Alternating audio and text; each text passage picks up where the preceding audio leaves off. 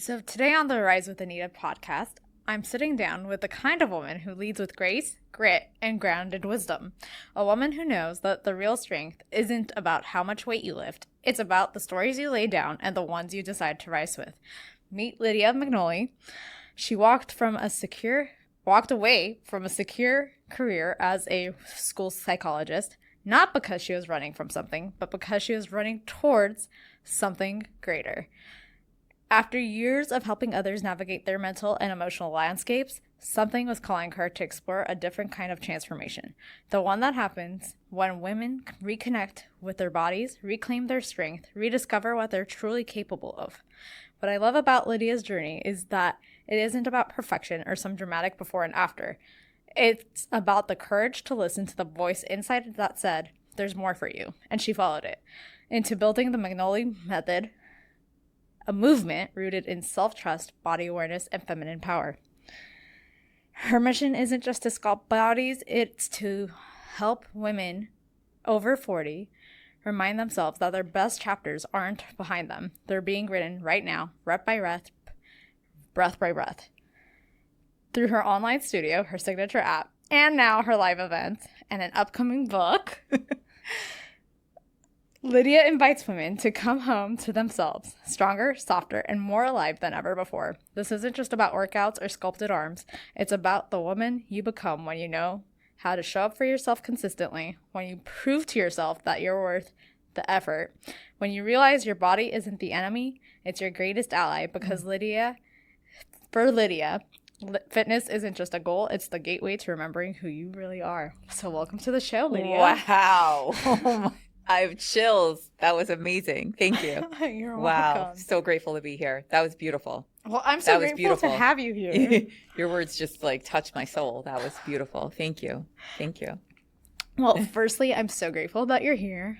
As you know, we've really connected all over the place with just everything from talks about boundaries to weight loss. I feel like I've really resonated with your story, and I'm so excited to be able to just dive in with you. Awesome. I'm here for it. I always start off the podcast with a simple question. Okay. What is currently bringing you joy this season? Though I think I have the answers. Ooh, I love this question. Let's start with joy. Joy and gratitude are two very near and dear values in my life that I believe a successful life is finding pockets of joy daily. So my day-to-day is I have joy throughout the day. So I'm not waiting for joy in a far off land, next month, waiting for something to happen or putting it off. I find joy in the current moment. And right now, joy is I'm getting to see a lot of people I love this week. I'm in New York doing amazing, wonderful things like being here on this podcast. I just taught my first live in-person class at the Baryshnikov Art Center, which was a dream come true. I spent time with my mom and my sister. I'm just getting to do a lot of wonderful things that are bringing me a lot of joy. Love it. Yeah. And also, the fact that we're doing this in New York. Yeah. Can you believe it? Yeah. I mean, we had talks about LA, but it didn't pan out, and I think it's so much better. Yeah. The energy is just a different vibe. So I want you to go ahead and take us back to the moment when you knew something had to change, which was kind of your rock bottom moment, or what was your awakening? Okay. Which awakening? Because I feel I just turned 46 in July, and I've had a string of different awakenings in different areas of my life. So I can talk about my biggest bottom was when I was 24 and I stopped drinking. That was back in 2004. I started drinking at 13, and right from the get-go, it was just a trail of, self-destruction, heartache, hospitalizations, chaos, just all sorts of trouble. And I tried to stop probably around 21 and realized that I couldn't. And then from 21 to 24, it just became a deeper level of chaos and real trouble. I'm lucky I never got arrested. I was hanging out with people that were not good news. I was not good news at that moment, and I was putting myself in very reckless situations, unhealthy for the body, the mind, all of it. So at 24, I believe it was divine intervention that was just like, no more. Like, we can't do this anymore. If I was to continue, it was going to be just an early death. And so there was some healthier part of me that wanted to start new, start a new life. And so I stopped drinking February 29th, 2004. I'm coming up on 22 years in February. And I'm so proud of you. Thank you. And every day that, in my sober, healthy life is a gift. Like you were saying, going back to the joy question, like waking up, I wake up joyful because I know what it's like to suffer and to not want to be here. I was suicidal for a good portion of my life. And so just the ability to wake up with soundness of body and mind, to me, is an ultimate gift. And that's never lost on me. It's really never lost on me. So that was one of the bottoms, right? And so I had that as like the beginning of a new life. It set me on a different trajectory for a completely different life. So you mentioned I was a school psychologist. That would have never came to pass if I hadn't made that first decision. So all the choices that I've made, my journey was like just a stacking of healthier choices upon healthier choices. Like there was a fork in the road and it was like, where are you going to go? And I'm going to choose that healthier version of me. So that was one of the bottoms.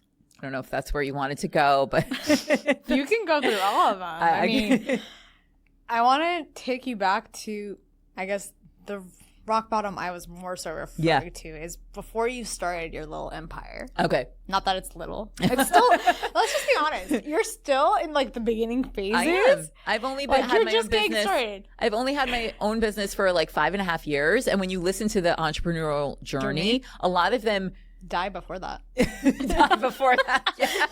Or will grind for 10 years even, right? Yeah. And I'm willing to actually do that because, going back to the joy thing, I find joy in the day-to-day. Like, I'm not grinding because like, oh, I want to make $1 million and then I'm going to stop. Like, I have created a life that I love so dearly. It is so in alignment with who I am, and it helps women. It helps other people. So it's like a win-win it checks all the boxes as far as like living into my purpose.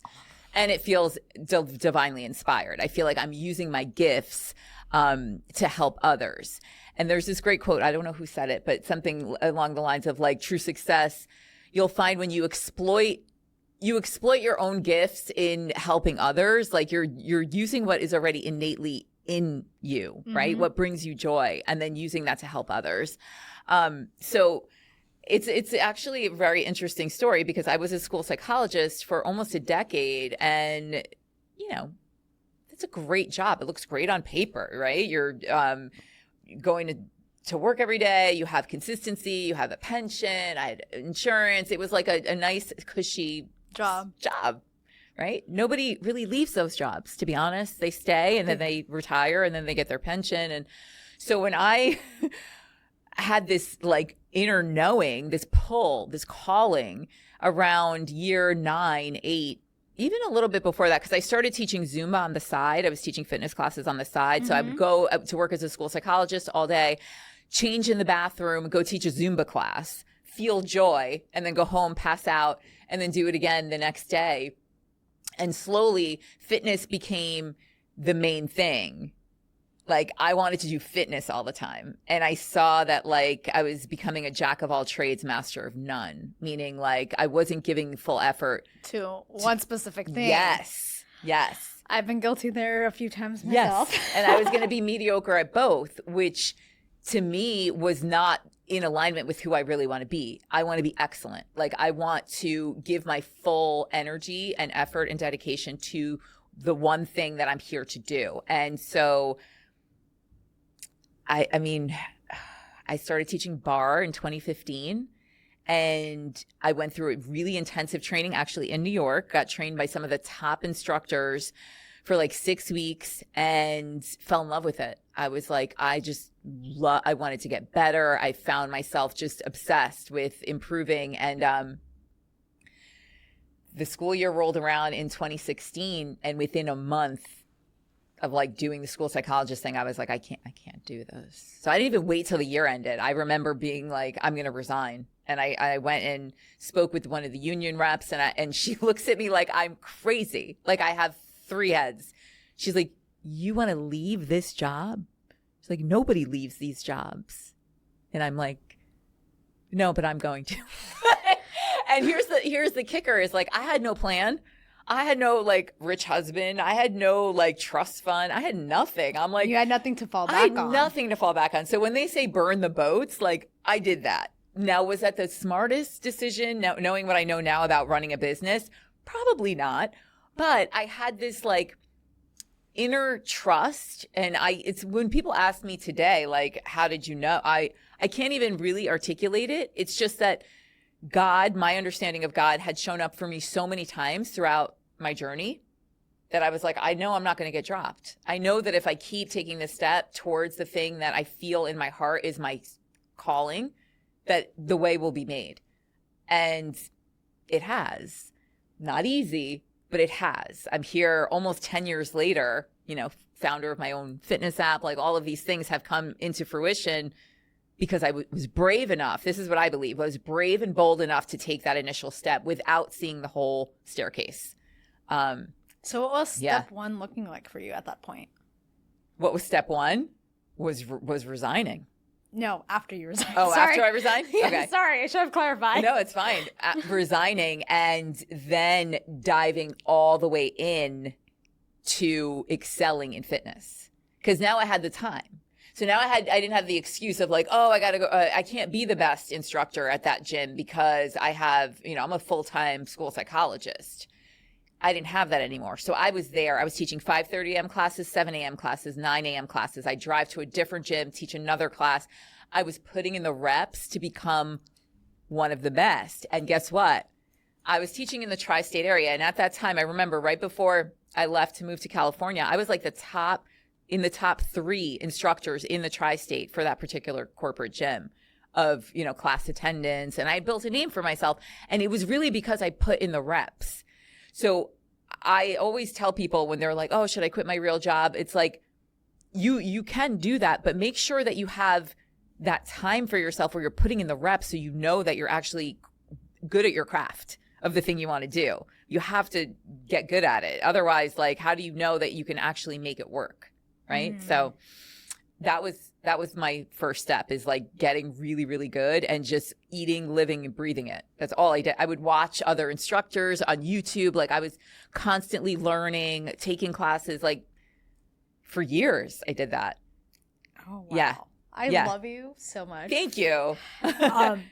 Because you literally hit what I wanted to get to, which was the reps. Yeah. And not only just the reps, but you had something where it was that consistency for showing up for yourself. Yep. And that is not just a theme in your business, but it's a theme in your life. Yes. And so it's just amazing to see how you literally are like mind, body, soul, spirit, all in. And when you're all in, you're all in. And I've only known you a short period of time, but it's something that I quickly learned about you. And I was like, oh man, I love that she has her standards. I love that she has the way of like, you know what? I'm going to honor my body. And that's not something that's commonly taught for women. Preach. Yes. Yes. So I wanted to acknowledge you. Yes. Thank you. I'm curious because you did go through your own fitness journey yourself before you started teaching others. Yeah. So what got you to that point where you were like, okay, I need to make this a priority. Mm-hmm. I need to start making me a priority. Yeah.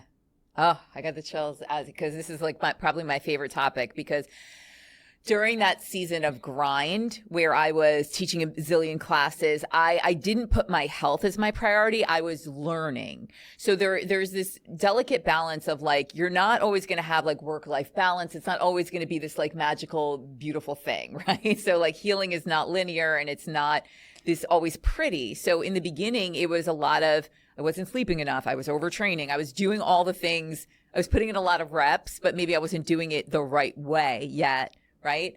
But I learned. And so one of the things that I pride myself on is my self-awareness. So my ability to learn from my mistakes. I will, Tony Robbins calls it the ability to like recognize patterns. Like I can recognize patterns in myself. So when I go to sleep really late, I realized the next day I'm more irritable. I'm making worse decisions. When I'm drinking caffeine late at night, this happens. Like I started to pick up on the patterns. first of myself and then have the discipline and the self-respect to make those changes.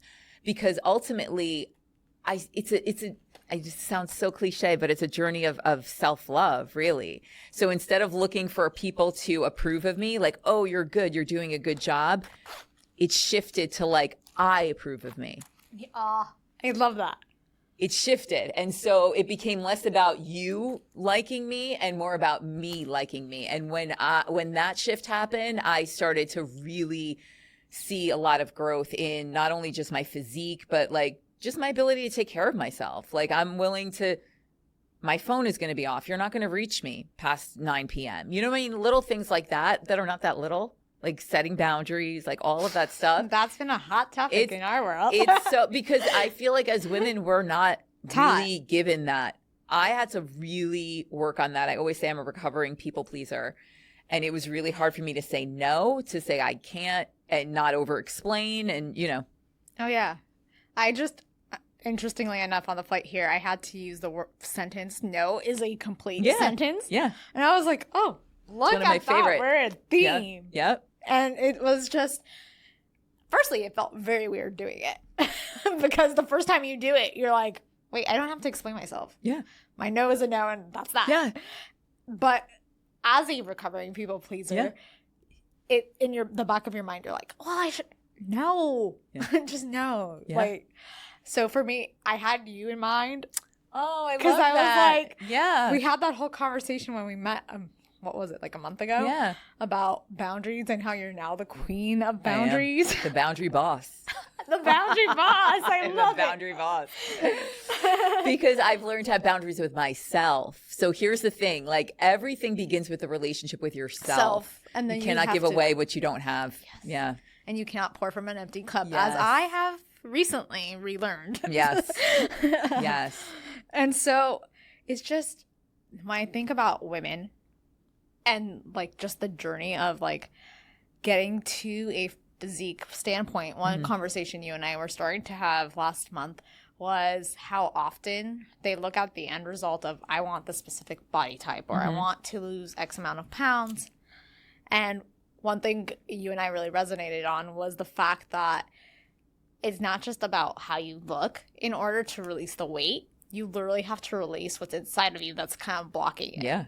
And the chills again. I love you. Yeah. And so I was just wondering, because you did mention part of your program goes into that. Yes. So what is it that you find your women maybe most commonly struggle with? Or if you want to share light, what do you think is, how did you get to the point where you realized that that's the core of what's actually making you hold on to the weight? I love this. I could go so many ways with it. Okay. So the first thing, and I share about this frequently in my content, is I don't know the moment when I realized this, but I think it's just a piece of wisdom that I've gained. When I look back at when I was heavier, a lot of the weight that I had was, I say, unprocessed trauma. And what I mean by that is I was trying to hide. Because in our culture, and we're in the United States, men, I'm just speaking very like stereotypical, like hetero kind of relationships, men and younger women, right? As a young woman, and I was like a teenager, in the 90s, let's say, I was prey. I was prey. So I was looked at, and part of me was very uncomfortable with that. So what I found subconsciously, I did not do it with awareness. Looking back now, I can see when I was heavier, I became more invisible. Right. And it was a shield. It was a shield because I didn't know how to use my words. I didn't know how to say no, but I was so uncomfortable with the attention, with them looking at me, with the catcalling, with all of the things, right? That I just would put on weight. And I see it with so many women. It doesn't have to just be in that way. It can also be, maybe sexual abuse. Maybe it was, there's so many reasons why women put on weight. And it's not just, we can open it up to men do it too. Like you can see people that are struggling with their weight. A lot of times they're eating, I would say, oh, I ate my feelings. And people will say it jokingly, but like, it's a way that people escape. Absolutely. I was just having this conversation yesterday. everyone has their vice Yeah. of what they go to Yeah. when they're under an extreme stress Yeah. or extreme chaos, as I would put it. And so it kind of becomes a flavor of that. Yes. Same way some people turn to alcohol, some people turn to marijuana, whatever it 1000%. was. Yeah. For me, I was never a person who ate bad. Mm-hmm. Or no, let me scratch that. It's not, I was never a person who ate bad. I never ate consistently, but what I was eating wasn't always the healthiest choice. Okay. Because it would be quick, or it would just be, you know, a lot of our foods would be homemade, but like back in the 90s, no one was paying attention to the rice and the... Oh, it was all like eat carbs. I was eating like large bagels. This is a funny story. I thought bagels were healthy because it was like no fat, everything fat free. So I'm eating like Snackwell cookies and bagels. Like it was all carbs and sugar for years. That's all I ate. So anyway. Yeah. So I love that you went into the fear of being seen. Yeah. So how did you get away from that mentality, or what was your turning point? So I had to heal. Which is one of my pillars. I had to heal. I had to heal, and I had to find other ways to self-soothe. So I don't go to food. I mean, it doesn't even cross my mind. Well, it's been completely removed for me. Like I can be under extreme amounts of stress, and I have been. And I have a host of other things that I do. Like I'm not even, and people find it. So I've had clients who are like, you don't even think about chocolate? I'm like, no, it's actually just not an issue for me. And so you've rewired yourself. Yeah. So what's your favorite way to soothe while you're stressed? Or I have so many, but my top two probably are yoga, restorative yoga, deep breathing. Once I discovered breath work and how my breath can can create calmness. I mean, I can do it anywhere, like turbulence on the plane, like I'm deep breathing. You know, like I've trained that's my default. Like I just go to that. The other thing, and I'm actually writing this in my book because I want to give tools for women who struggle with this. I needed to understand how to soothe my nervous system. I was just listening to a podcast where they were saying like the ability to regulate your nervous system is the highest skill, is the most important skill that you can have in order to be a high functioning, emotionally intelligent person, right? The ability to do that. And so what I learned from me is I'm very sensory. So I need things that just soothe me and bring me down. Like, and I used to over exercise. I used to use food as a sedative back in the day. Hot Epsom salt baths for me nightly. I do them nightly. They do something to my nervous system. I discovered it in 2020. So I've been doing it for over 5 years now, and it completely changed my life. And it sounds so simple. It's like so inexpensive. Right. You know, and it changed my life. I'm a major fan of a Epsom salt bath. Yeah. And I almost do it nightly when I'm home, especially for those of us who work out. Yeah. Highly recommend, because you have muscle soreness. Yes. It'll go away like that. Yeah. And so for me, I like to do it right before I'm about to go to bed. Yeah. Just so I can calm my nervous system. Yeah. And then I'm like, oh, it's time to pass out. Let's go. Yeah. But I love that you brought that up. So what was your, I guess, as you started shifting your relationship with your body, what was your unhealthy coping mechanism at that point, over working out? Yeah. And saying yes when I meant no, like just denying my feelings. There were still remnants of people pleasing. There were still entertaining toxic situationships. I think there's something to be said with that. Like, you know, I was healthy in other areas of my life, but so I wasn't drinking. I wasn't smoking at this point. I was eating somewhat healthy. I mean, I wasn't eating like pizza and French fries and burgers every day, but I was eating like Subway sandwiches, like, you know, baked potato chips instead. It was still very like diet food, fake food. Right. Overeating that. Processed. Yes.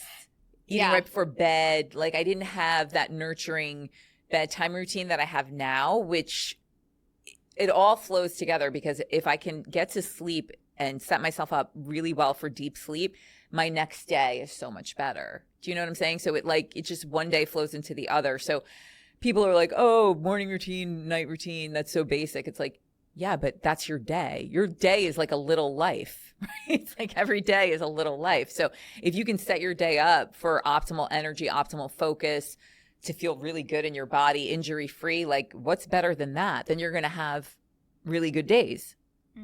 And that's how I do it. But that was probably my most unhealthy towards like before this last, because I feel like I'm just constantly like elevating. Before I got into yoga, because I started teaching yoga in 2021. So it was like pre-pandemic. I was still over-exercised. I was teaching a bunch of class. I was overworking out. I was still like eating healthy food, but overeating. You know what I mean? I was still frantic. Yeah, it's still frantic and frenetic energy. I wasn't calm and centered as I am today. So, yeah. I love you. I love you. So switching a quick pivot back to your psychology background. Yeah. When you decided to make that jump, what were some fears you had to heal through in order to actually fully go all in? I mean, I still kind of learning, how to run a business because I don't have that business degree or background, which I've listened to so many podcasts where there's so many people that are so successful and that they always say that's irrelevant. You don't need that.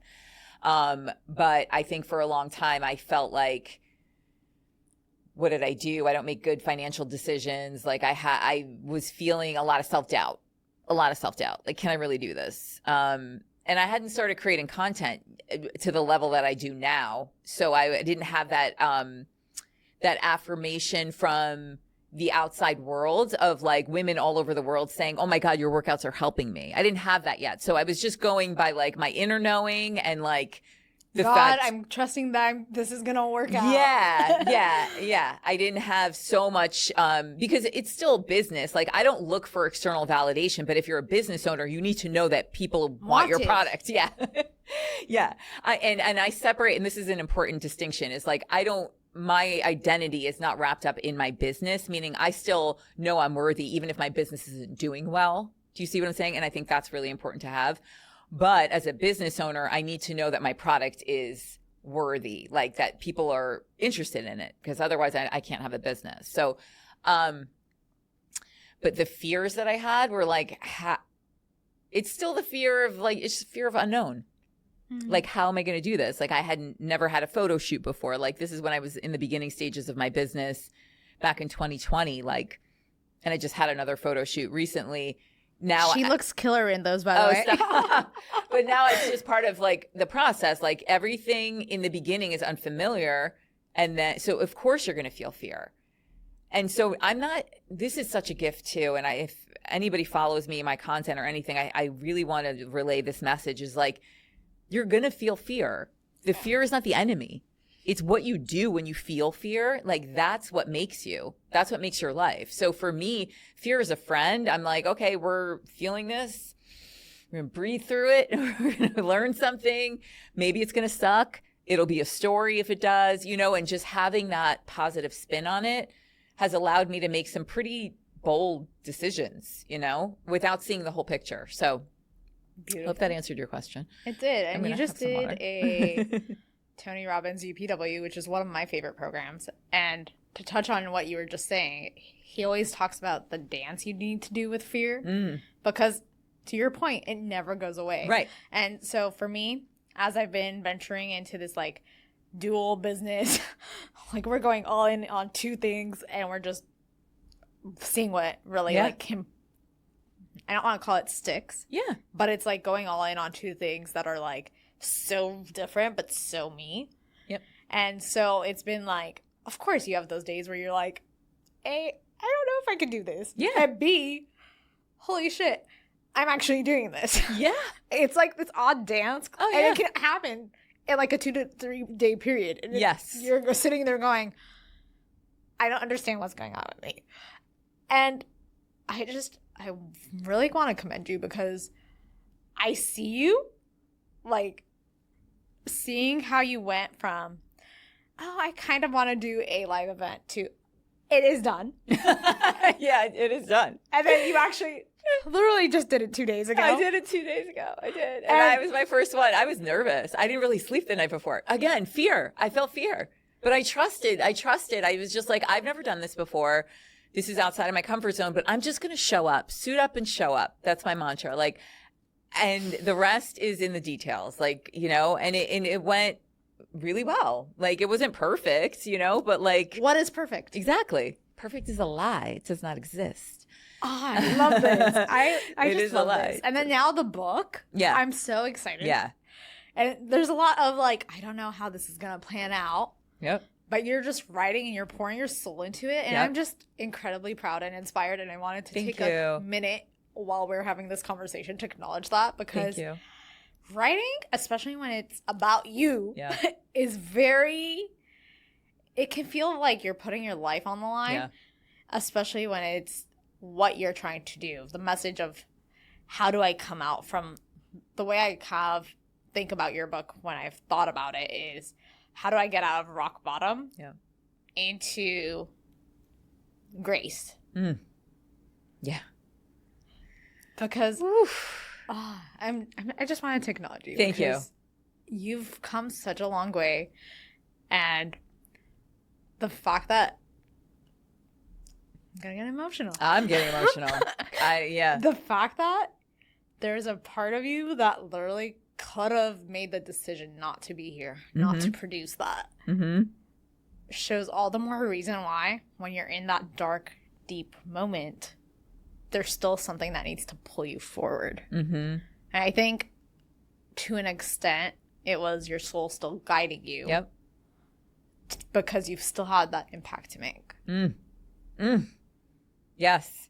And that's in my book. Like, I had many moments where I almost died throughout my life. And so I have this kind of like a soul contract with, I'm not religious or anything like that, but I know something has watched over me.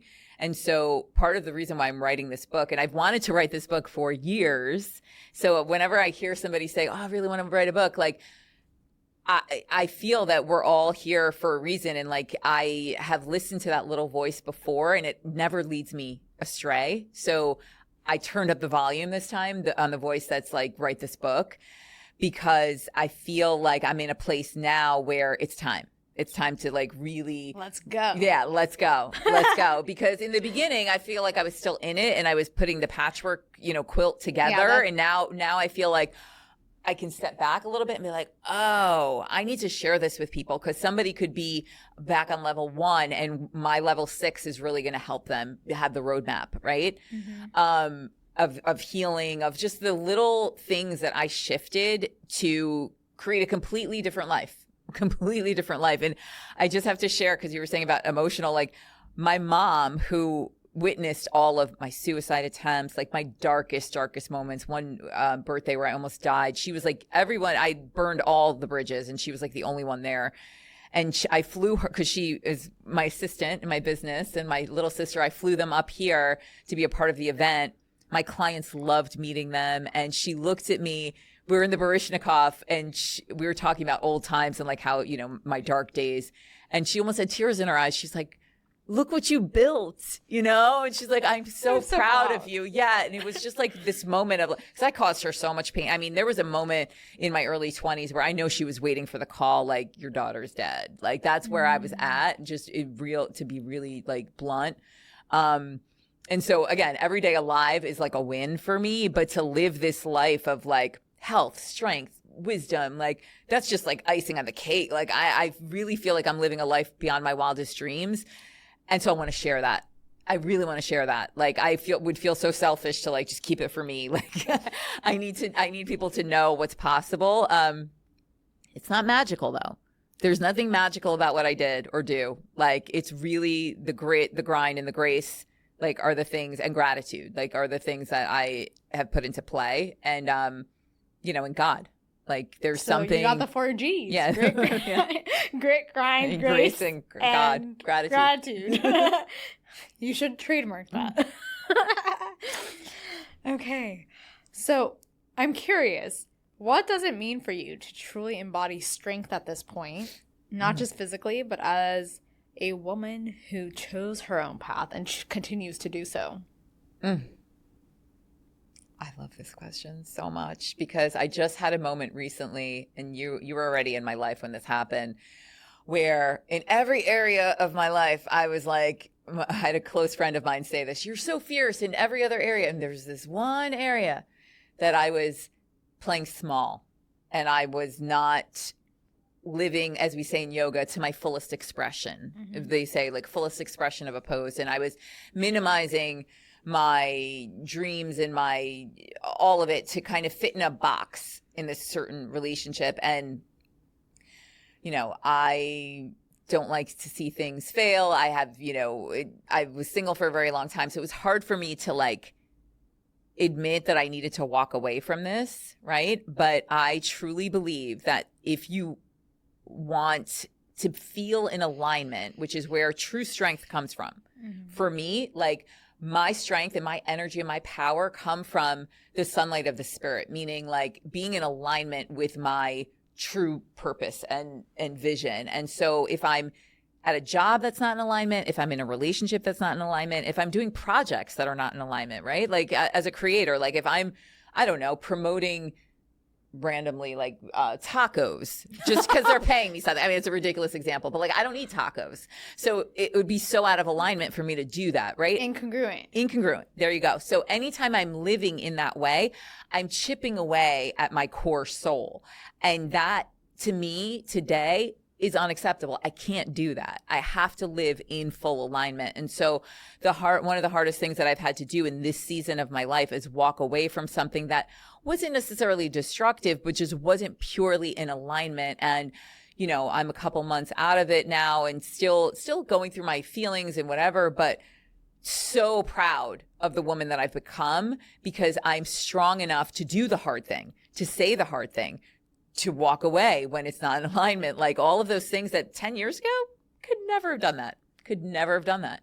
I just would have had too much fear, just not enough character, not enough self-belief, So yeah. Beautiful. Hope that answered your question. It did answer your I was about to say it did answer your question, but it was my question. Firstly, I am so proud of you for that. Because you and I both actually met when we were kind of walking away from relationships that didn't serve us at our highest. Yeah. Which was a beautiful mirroring situation that we had going. And just seeing how you still have those bad days. And that's the beauty in when you actually know the person. I still see those days where you might not talk about it because you're processing. Yeah. And you have a beautiful way of like, I know how to rely on my tools to work on it, and I'm not going to bring that energy out. But at the same time, to see you still like, I'm going to progress, and I'm still going to find hope in life and grace in other areas of my life right now, that just because this one area kind of, I don't want to call it failed, but just because it didn't pan out the way I hoped, doesn't mean that the rest has to be diminished. Yes. And I love that you don't have that, because a lot of times what I've noticed is people will have one area go down and then all of a sudden it's like a spiral. Everything other area starts to go down. And so for you, you're like, no, we're gonna do the thing with the book. We're staying in momentum. This doesn't mean anything about me. And I love that. One thing I have to acknowledge, you didn't make it anything about your worth. Yes. In fact, you did it because of your worth. Chills. Say it louder, because that to me is so powerful. And if any woman, this is a line from my book, is like, my book is for any woman that questions her worth. Because if you can get to the point where it's a non-negotiable, like I'm worthy regardless, you stay, you go, I'm worthy. So then I'm able to make decisions from an empowered place. Like, does this actually work for me? Am I happy? Is this in alignment? Instead of, I need you to be here so that I'm okay. This is a very different approach. Energy. 100%. And for a long time, my energy was, I need you, I need this job, I need this person to be okay. But I'm okay without today. And that's like, and I'm so grateful for that, because that's such a freeing place. It's a really freeing place. So beautiful. So you left behind one identity. Or actually, I guess technically you've left behind many identities, if we're being honest here. Yeah. What would you say? Sorry. Don't say sorry. We're working on that. I was an over-apologizer for years. So She's my accountability buddy on that. I try to help women with that. I do it with my sisters the same way. I'm like, you only need to say it once and then just never again. Okay, so who did you have to become now to build the Magnoli Method? Mm-hmm. And I'm just going to go ahead and call it a movement while we're at it. Thank you. I love it. I hope so. You know so. Who do I have to become? Mm-hmm. I had to become, I loved what you said about shifting identities, or I like to say shedding identities, because I want to continue to grow. And so I don't want to stay stuck. Ed Milet actually talks about this. I love his podcast, and I'll listen to it frequently. And he talks about, like, you shouldn't be the same person that you were when you were 32 or 22 or whatever. Like, if you're on a growth path, like, your identity will shift over the years. And so not to say that one is better than the other, but, like, I'm in a different season today, and I had to become a person that is willing to fail, is willing to grow, is willing to make mistakes, is willing to be seen, is willing to not be liked. Oof, that's a hard one. Yeah. I mean, being a content creator and having just one viral video, I've had multiple over the years on every platform. I mean, you will read the comments like that. If that doesn't, like, wake you up to have thick skin, nothing will. Like, I had to learn super quick, like, number one, not to really read the comments on the viral ones, because they get really mean. But this, not to just keep quoting people, but Gary Vee has, like, one of the best quotes where it's like, don't get inflated by the compliments and don't get deflated by the insults. It's like my self-worth is, again, it's at my core. So it's not going to be, ebbing and flowing based on someone based on that. Opinion. Yeah. Because otherwise I'd be on one post. You'd be like this. I can have body goals. Oh my God, you're so shredded. You look emaciated. Go to the hospital. Like, in the same picture. So it's like, if I really listened to that, I would lose my mind, right? So yeah. So I had to become someone who honors my truth and is not afraid to be not liked, Beautiful. Yeah. So what shifts would you say you notice in the women that you work with as they become the versions of themselves that start to embody that new perspective, that new lifestyle, the new beliefs? Oh, I love this. And this is so fresh in my mind because I actually met one of them in person who found me on social, and I had not met her in person yet. And she, like, had tears in her eyes. She's like, "You changed my life." And I was like, oh my God, just hearing her say that and seeing her in real life, and, like, and seeing her journey, I'm sure. Yeah. Because she was in her mid-50s, and she thought, because she was listening to all the people around her that, like, oh, this is what happens. You just gain a lot of weight and whatever. And she wasn't feeling good in her body. And then she started working with me, and I started to inject that mindset of, like, no, you can actually do this. Like, this is where strength is built, in those moments of discomfort. She said there's something you say in class that really helped me. Your body's going to tell you to quit way before your mind's going to tell you to quit way before your body has to. And it's not my quote. It's like a common thing, but she had never heard that before. And for her, that was a light bulb moment where she realized she had been limiting what she was capable of because she was listening to the fear voice, or the voice of, like, oh, this is uncomfortable. I need to stop.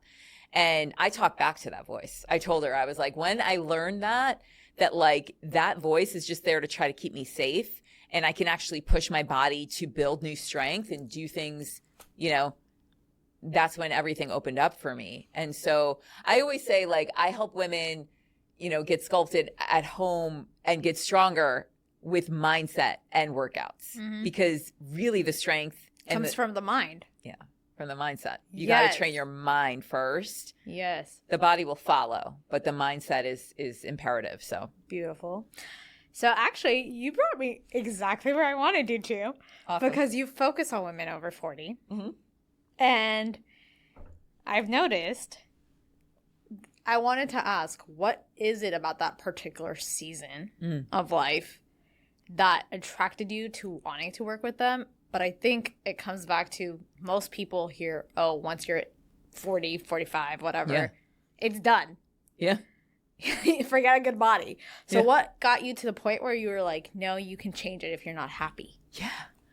Love this. I don't know. For me, I've always had this, I think it's because I got sober so young. I've just had this different view on aging, and it's not popular, I guess, but I don't fear aging. And I think in American society, especially, we actually don't give the respect that, Wisdom. people the respect to wisdom. Like in other traditions and other cultures, like people in their 80s and 90s are like the top of the, food chain. Yeah, we're so respectful and we want to learn from them. And we didn't grow up in a culture like that. Like we worship youth. And for me, I would look at my youth and I'm like, I was a chain smoking drug addict in my 20s. I would never want to go back to that.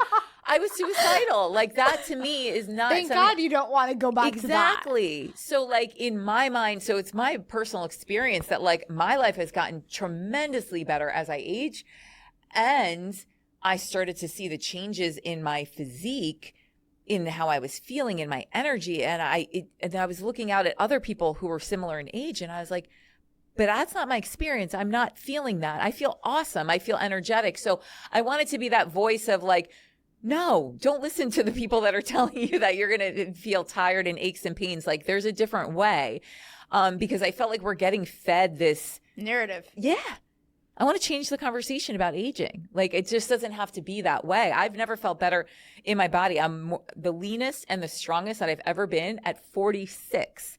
And doing this photo shoot, and this is not to brag at all. This is just like the reality. I was doing this photo shoot and I can do, full wheel pose and back bends and put my leg flexibility, mobility. Like you have it all. I've trained for it because for me, I love life. And I feel like it's such a gift to have a body that I want to be a good steward, caretaker of it. Yeah. Yes. I see it as like this. I say it all the time in my content. It's like a precious gift, not a problem. And the only reason why people, I think, complain about aging is like they're not aging well. You have to take care of your body. Yes. It reminds me, before we left to New York, my mom and I were sitting together and I saw this clip of a 72-year-old on Instagram and she was doing a bunch of weights and her activity and whatnot. Yeah. And I looked at my mom and I was like, that is my life goal. Yeah. And she goes, because the common conversation we have, and you know this, is she wants grandkids, which I'm not ready for. But anyways, she goes, the secret to that? And I was like, what? And she goes, it was the fact that she had grandkids, so she was happy. And I was like, oh my God. And I was like, no, Mom, it was the fact that she learned how to eat right and work out early enough that she continues to do so. Because honestly, she was pretty badass. And I was just like, this is inspiring. And more women need to be like that. I love that. And so it reminds me of what you were saying. Like, it's never too late. You can retrain. You can work on your body. And the narrative is actually, I'm going to say it, bullshit. It's my show. Yeah. I'm so grateful for this conversation. Me too. I'm just grateful it's giving to know me life. you. Yeah, you. Same. I love you so much. I love you. In case you can't tell, I am her biggest hype person. Oh my God. I'm so grateful. Like, since you've entered my life, I've been like, she is a solid person I can like turn to and ask for advice. And I'm just going to say it. You're kind of like the big sister that I wish I had. Oh, that means so much to me. You have no idea. Because I love like the whole idea of like sisterhood is very important to me. And that's what I want to be. I want to be helpful to other women. Like that's really like my goal with the book, with my content, with all of it. And I feel like I'm living my purpose when I do that. So yes. Mm-hmm. So what does rising today mean to you after leaving psychology to build the Magnoli Method? What is rising? Yeah. What do you mean? So like what does rising, like the next level, look like? Oh, okay.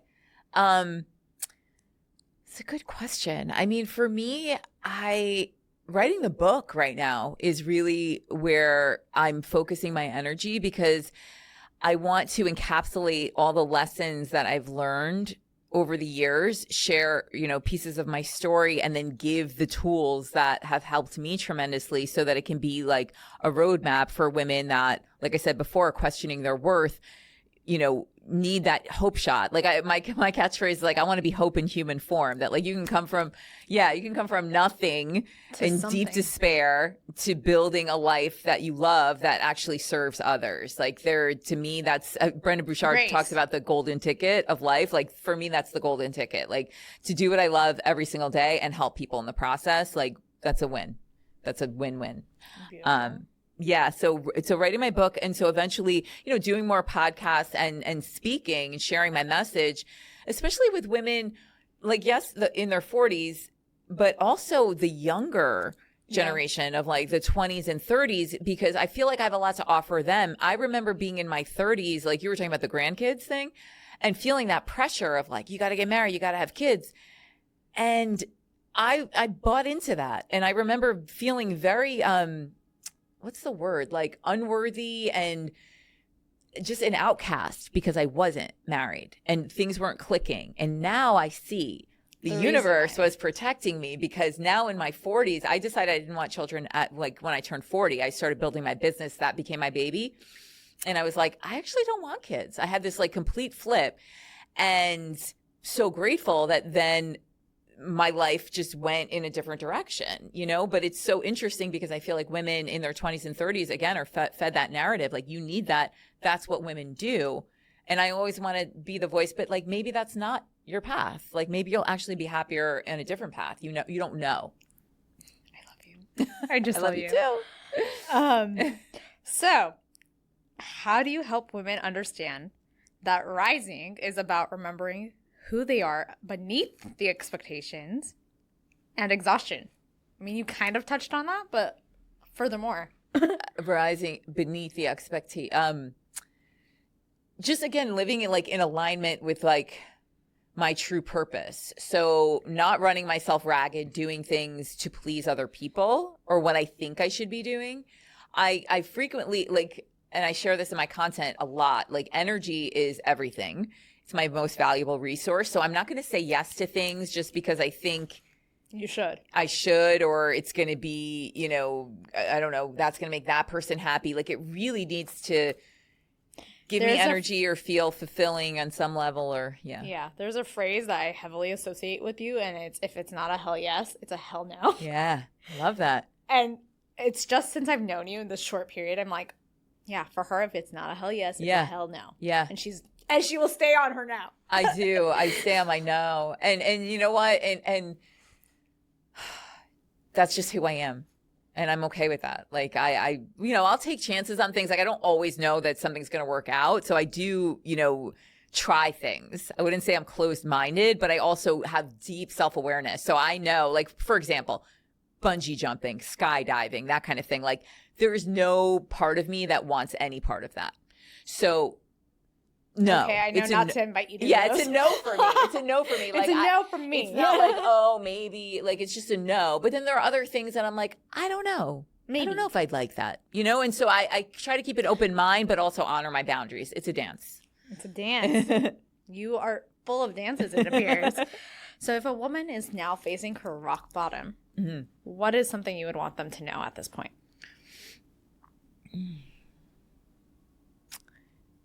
Just don't give up. Seriously, just don't give up, because at any moment you can turn a corner.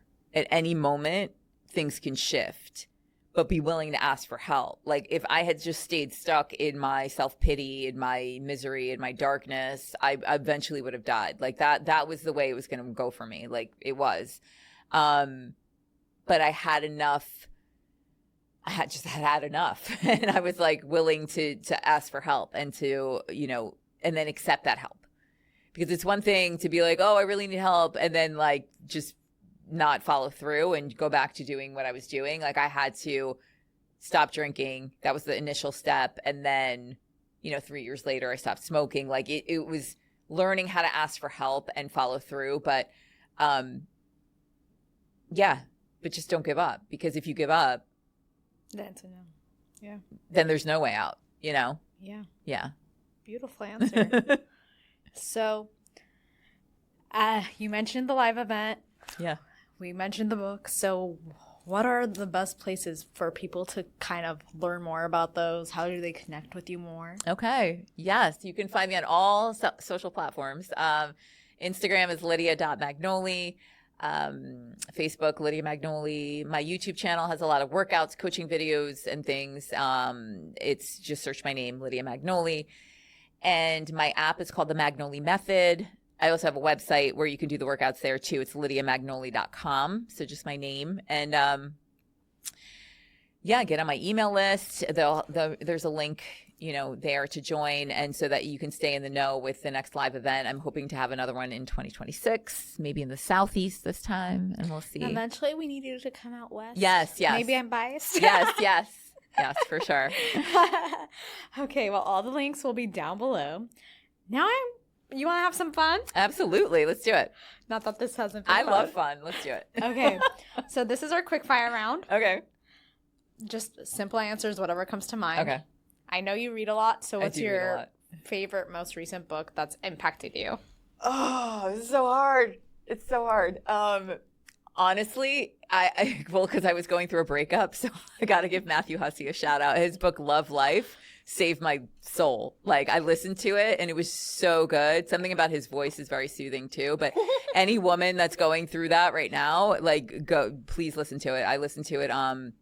Probably took me like a week to listen to the whole thing, and it really, really helped me tremendously. Beautiful. What do you do when you need to reconnect with yourself? I mean, I feel like you've touched on this. Yeah, yoga, for sure. Yoga. And anything without my phone. So that's another really important piece. The myth about fitness over 40 you most want to bust. Oh, God, how much time do we have? It doesn't need to be complicated. I think that's the biggest one. And protect your joints. So it's going to be like a 2-for-1. So a lot of ladies will come to me because they've been running for years and years and years and doing like long distance running and things like that, or just cardio, incessant cardio on the treadmill for hours and hours. And unless you're training for like a marathon, triathlon, things like that, like you don't need long cardio in order to get super fit and feel functional and have healthy joints. And I think that's a lie that people have been fed, and it's just not accurate. It's not accurate. Yeah, strength training is essential. Love it. One word that describes your current season, and I don't mean literally. So like, oh, I have one. Discomfort. Okay, I could. Knowing you personally, I validate that. Yeah, discomfort. It's been a season of discomfort and grief, but grief to growth. So, but that's like 3 words. So anyway. Grace. A daily non-negotiable that fuels your power. Oh, movement for sure. Beautiful. Yeah. I should have seen that coming. Yeah. Yeah. Song that instantly lifts your mood. You know what I love Taylor Swift. I'm sorry. I'm a Swiftie, but Same.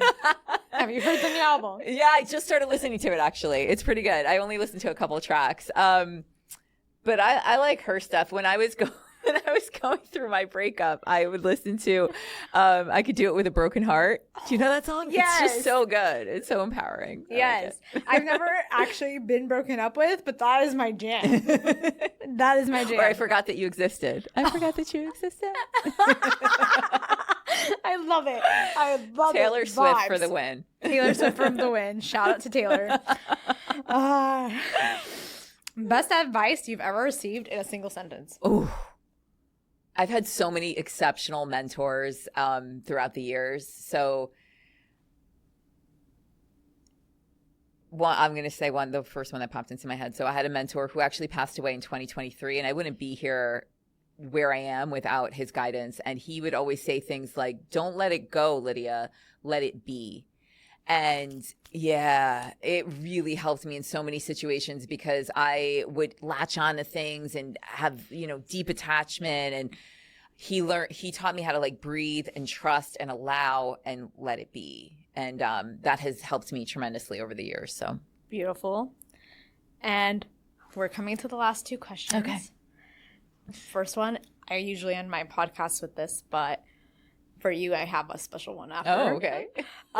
What's one thing you want women to stop apologizing for? Because you are the queen of stop apologizing. I love this. Oh, so many things. Just everything. I just want women to take up space and, you know, you don't have to apologize. Like even for being late or things like that, you can say, you know, I apologize, I was late, and then that's it. Like if you're going to just, because you were actually inconvenient, right? The one time, one thing.